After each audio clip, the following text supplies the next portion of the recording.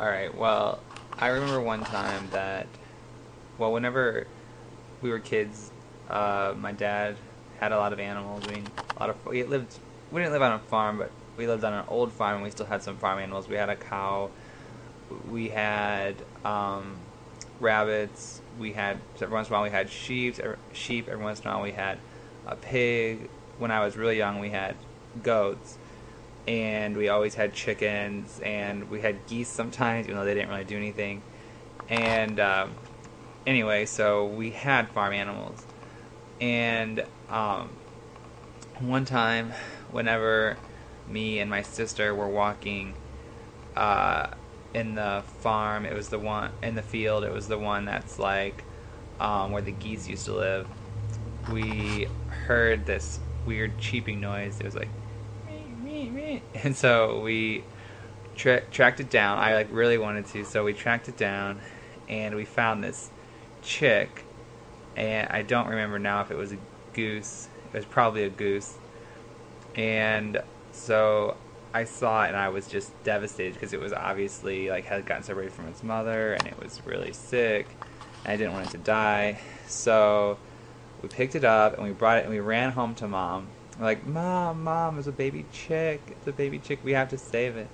And so Mom like put it in a box, and we like warmed it up and like put the oven on really low and we like put it in a warm area. But the chick died, and I was really, really sad about that. I remember that I cried about this chick. I really wanted it to survive, but it didn't. And it reminds me of when I was in Spain.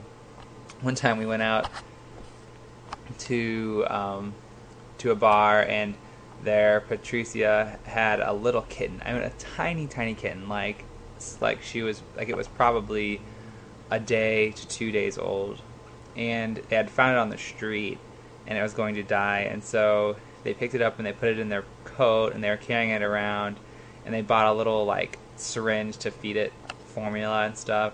But I knew that it was going to die because I remember that chick had died, and so I was like, it's gonna die. There's no way.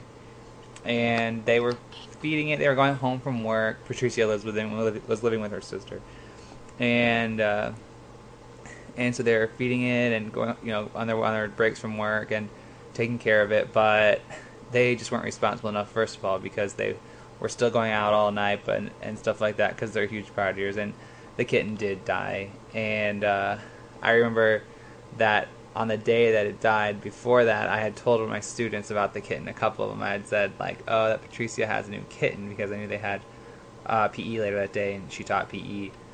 And then at lunchtime, she went home and saw that the kitten had died.